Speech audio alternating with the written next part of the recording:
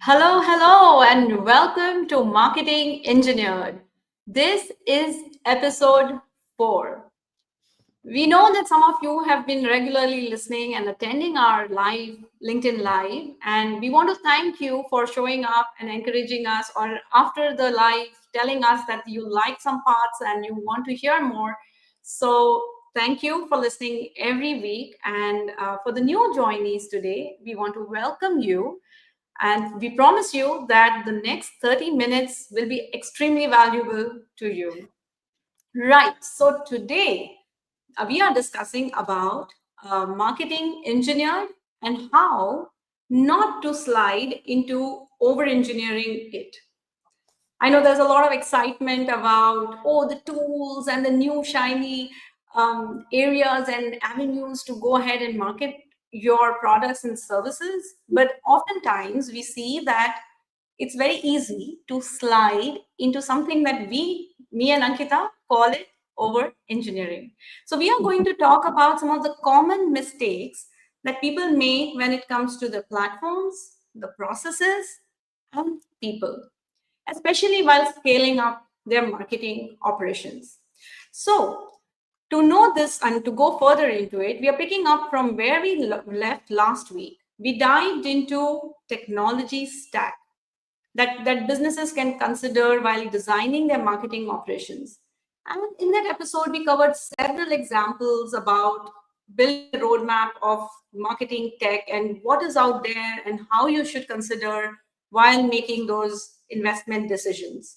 And today we are going to dive into how do you connect all these dots of the tools and the processes and the people to build a robust marketing operations without over engineering it.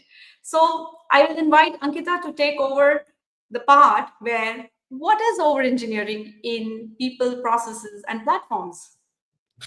Thank you, Surbhi. And yes, I completely echo your sentiment. I want to thank to everybody who's been joining us and everybody who's been messaging us, saying that you're liking the content, you're enjoying it. The ones who are showing up, thank you so much.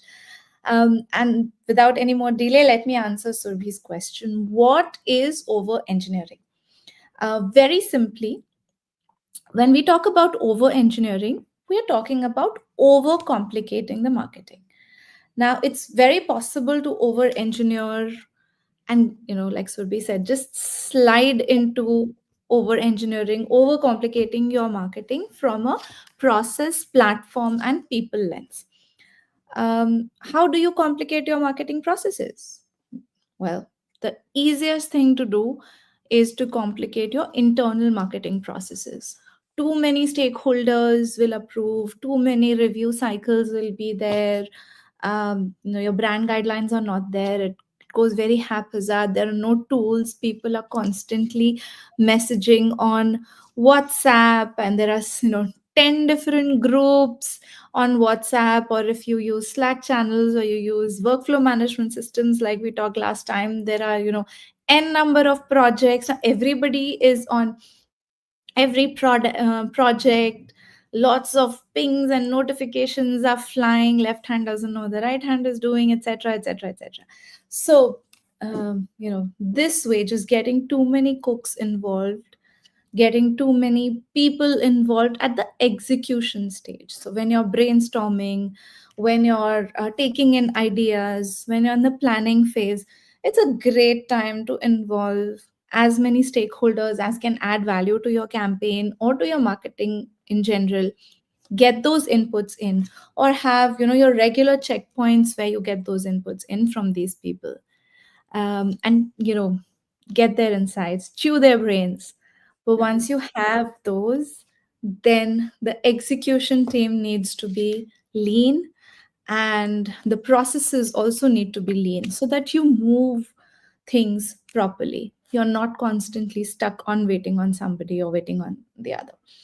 um, that is, I think, one of the pitfalls of large marketing teams, but it can also happen in small marketing teams when everybody comes in and everybody says, okay, let's do this, let's do that. Now you have one creative, but 5 different people in the organization need to approve it for a single social post. And then there are external processes. We when we are talking about our prospects, or when we're talking about our existing clients, we think about scenarios how they can engage with us. In B2B, there are buying committees, there are so many different things to consider when you're setting up a nurture sequence, a communication sequence. And as campaign designers, we start looking at every possible scenario and budget that into the buying journey. Or maybe they need this, maybe they need that. What if this happens? What if that happens? I find that applying a Pareto principle here really helps. So if your marketing caters to 80% of the scenarios, that's good enough to get started. Think about the outliers later. If you start with the outliers, you're going to mess up your process. You may end up with too many user journeys, too many, segments that you don't even need. And as much as, as marketers, we like to think that, okay, we've created this beautiful marketing journey. It's got these stages and it's got content mapped to every stage. None of your prospects will follow the journey as you've designed it on paper. Yeah, it's never linear. It's never linear. They're Yeah. not going to see all the content points. So, what's the point in over engineering this? So, as Yeah. simple as you can keep it, there are all these stages are designed to act as guides and make sure that you don't inundate your prospects with information right at the beginning. And that's why we have these journeys. Understand that people go through it gradually. So, trying to factor in every little scenario, every little bit of information and putting it in there, expecting they will jump through the hoops just the way you have designed the hoops is not going to happen. So, that's Mm. really over engineering. There are two pitfalls to this. One is that you end up overwhelming your prospects. You end up confusing them. If you set up all of these over journeys and a lot of qualification criteria where people automatically get added to sequences and campaigns, you have very little control then.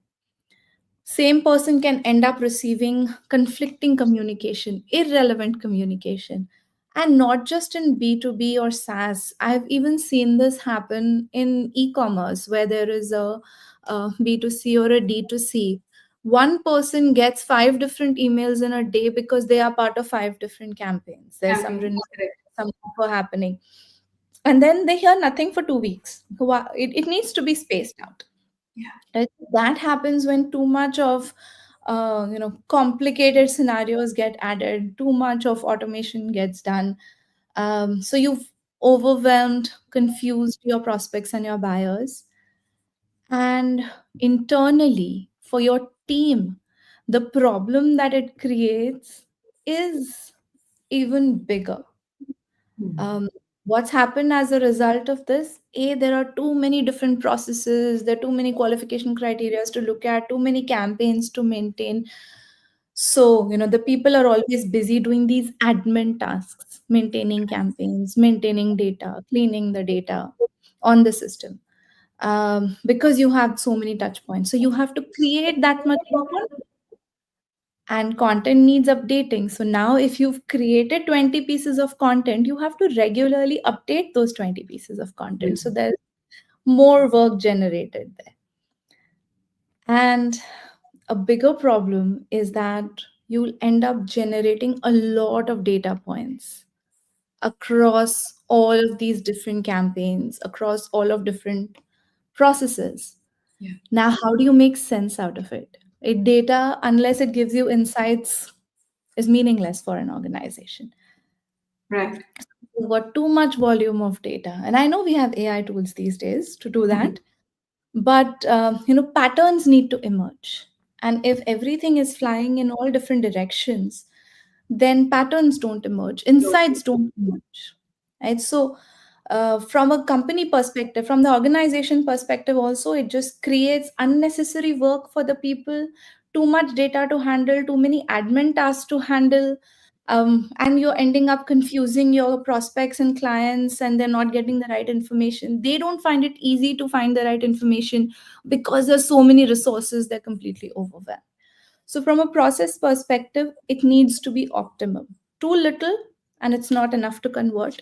Too much and it gets into this hot soupy mess.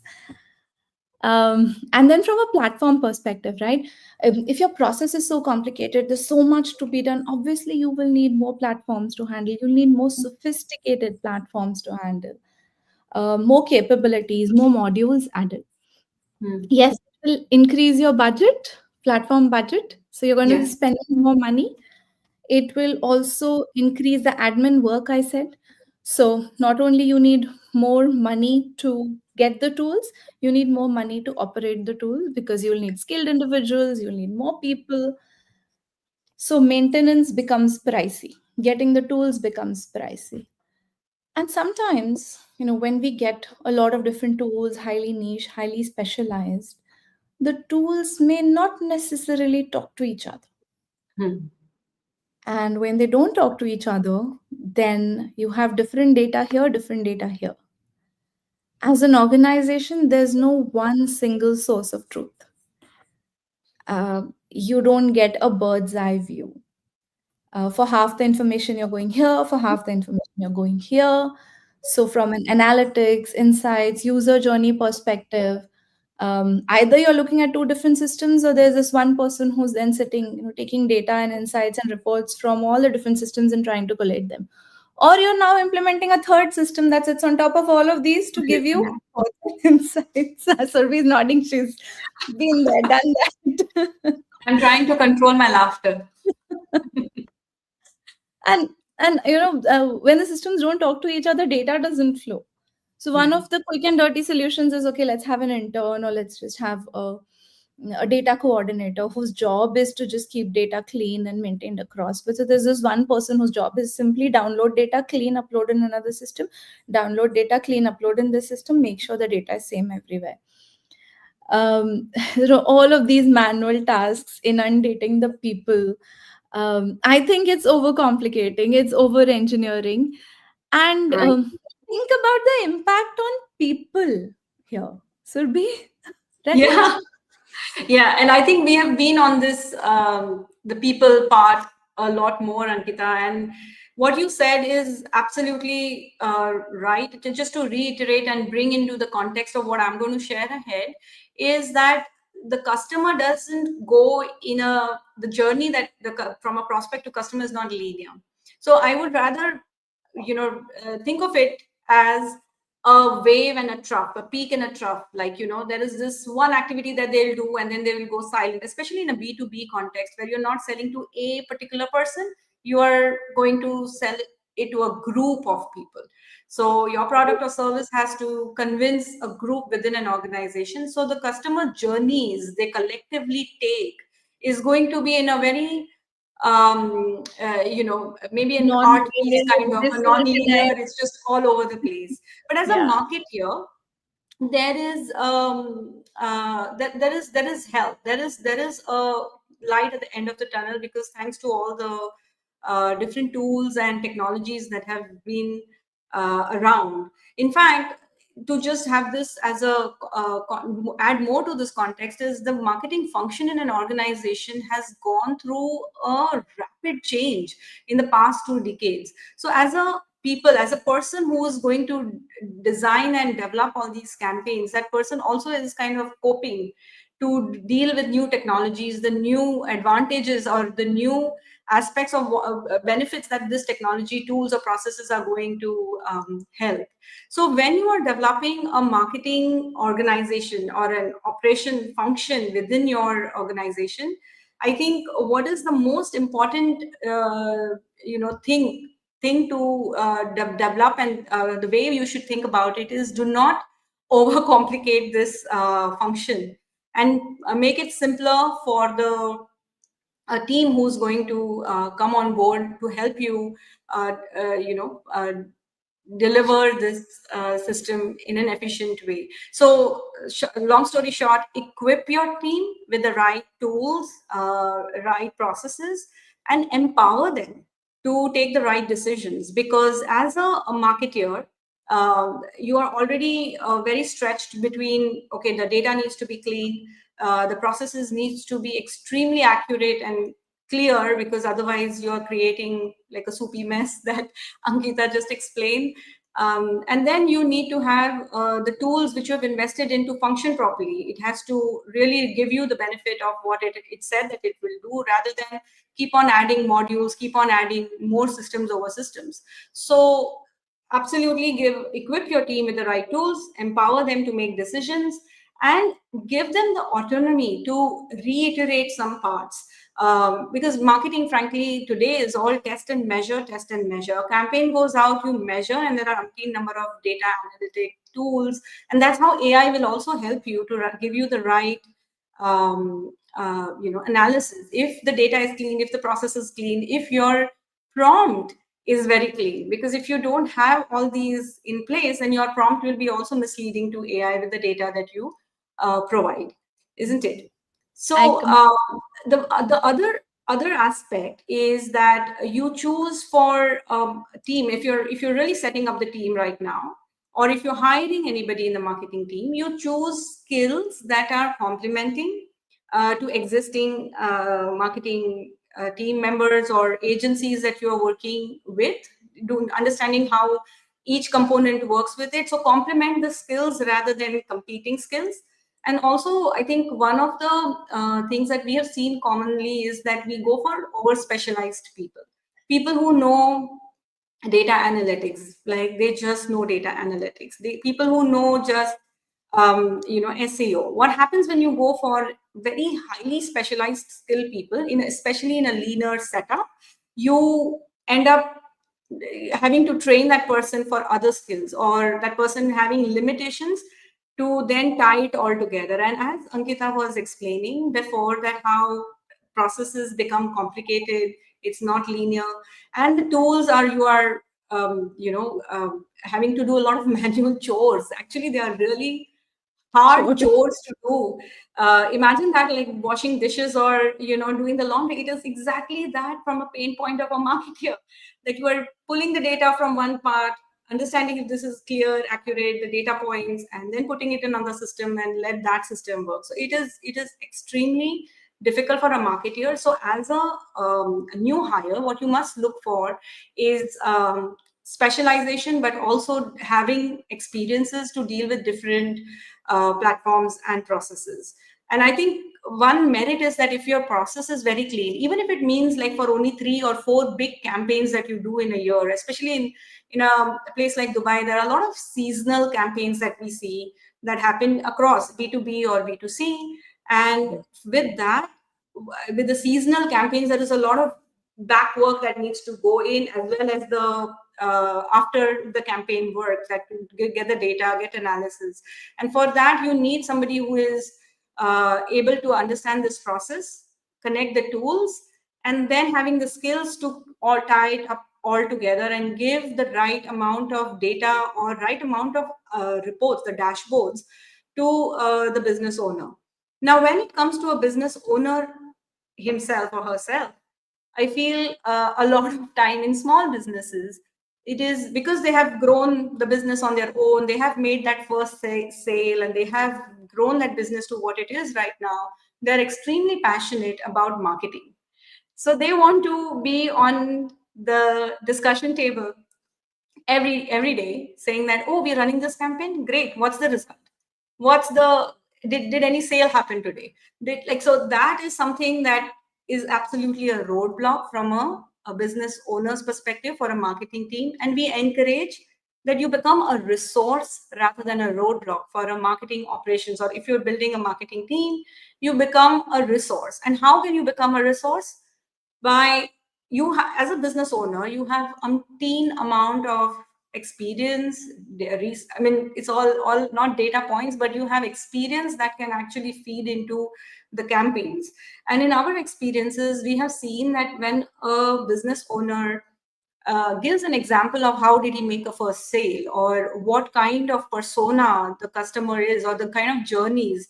Was it like in the past, it was just like probably gone to the website, saw on Google, call, okay, but what was the interaction? Because there is a lot of knowledge in that interaction that a salesperson or a business owner has had with selling or convincing that product. So I think that insight, that knowledge is absolutely invaluable to design campaigns, or design, reiterate, or fine tune the campaigns when you are running such large, complicated processes. You can fine tune some parts of it by having asking the right questions, asking, giving the right insights, and setting up the roadmap. I think one of the things that we also discussed in the past is, I think in episode 3, is that how do you simplify all these processes to get clarity, and then have set milestones where you ask the right question. As a business owner, to the marketing team, you can ask the right questions on how does the campaign work. And if that person, marketeer, has the autonomy, he has already fine-tuned a couple of times to be able to give you that insight and data that, hey, this didn't work, now it's working, but a part of it is working, and so on and so forth. So I think, in a small business, I would really recommend the owner to be a resource rather than roadblock. In a large organization, alignment with sales is absolutely critical when it comes to marketing, because I think we have referred this in the past as well. Nobody is plugging buyers into a customer's head and saying, what made you buy us? What made you choose us? Was it the sales call? Was it the case study that you downloaded? Was it the event that you came to and you were very impressed? Or was it literally the features of the product is matching to what you need? It's not possible to decode that, even with umpteen number of feedback or whatever you do. So it Yeah. has to be aligned in with sales teams. And I think it's like a marriage, like sales and marketing really need to work hand in hand, because those insights that they bring in are going to help you fine tune the campaign, as well as what you are running on your marketing team with the people, with the processes and their tools. You are able to give very valuable insights to the sales team as well, that, hey, the prospect has already done behavior points, like they've gone to the website, downloaded a case study, clicked on a newsletter, opened something. So these are very insightful data points that a salesperson can make use of while giving the customer or a prospect a call. So that's the, in a nutshell, really, without overcomplicating this is what the people part of it is, very critical in terms of building a very robust marketing operations. Now, before we go further, I would want to just have like a review. I think if I can summarize, then people and platforms and processes, why we keep talking about this all the time is because these are the 3 pillars of marketing operations. And we don't want you to over engineer it, so that when you set up something for marketing operations, it has to be simpler, more automated, and should work for you primarily. So to summarize what we are talking here, and not to over engineer, is simply that there are ways. Maybe you don't have the expertise, or so that's where you can bring in specialists like us, or anybody who has dealt with these varied formats and aspects in different types of organization, and help you ask the right questions to the marketeers within your organization. So that's it. But as a business owner, you may think, now the processes is, I'm clear now, process, I have put up the processes, I've invested in the platform, okay, I even have great marketing team who have been really hands-on and have been working across, but how do I know it's working? How do I, at what point do I ask, or ask the right questions? How can I be a resource? What point do I ask these questions? So Ankita, do you want to share some ideas about this? Yes, I do want to share some ideas, but there was a question while we Uh-huh. were talking, Surbhi. I didn't want to break your flow. So Ritesh asked if this is not dependent on the organization and their portfolio. Now, I'm assuming you're talking about the whole process platform thing and the user journey and how it flows. Yes, it is dependent on the organization and their product portfolio. Yeah. But very rarely does it happen that there is a product and somebody will just come and directly buy. They're going to look at competition. They're going to look at, like, even if you want coffee, something that's Mm. an instant gratification. I'm walking around a mall in Dubai, and there's Tim Hortons, there's Starbucks, there are these artisanal cafes. So you have so many different So much. options to choose from. Like, where do you go? You have Arabica, you have Arabic coffee, you have all these standard cafe fare, but you also have these handcrafted, very, very specific, highly flavored and exotic coffees available. So there's so much of competition. There's so much choice given to people. There's so much, and when it comes to B2B, when it comes to SaaS, or there's so much more information. Decision making happens in a committee, like Surbhi said, like I said. It's not one person, it's multiple different people. You've got to cater to everybody as a marketer.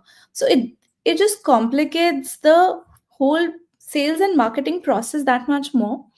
And then when we look at it, and when we try and make sense of it by segmenting it too fine, just getting too much into it, we get into analysis paralysis. and Paralysis by analysis. and that's where we end up overcomplicating it. So, Mm. in effect, what we are saying is that how do you not over engineer?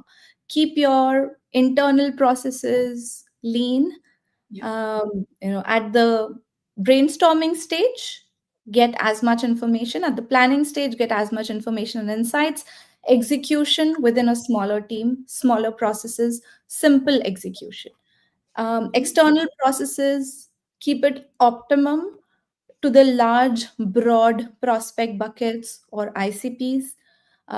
Large seasonal campaigns work here in Dubai, but wherever they are, make sure that people do not get conflicting communication. Make sure they don't get too much communication, or communication that's not, centered around some part, and then they hear nothing from you, they'll forget all about you. So simple things like these, do not overcomplicate, over engineer the process. Platform, you need an optimum platform. So we mentioned last time, don't get distracted by the new shiny toy. Look at Yeah. what you have.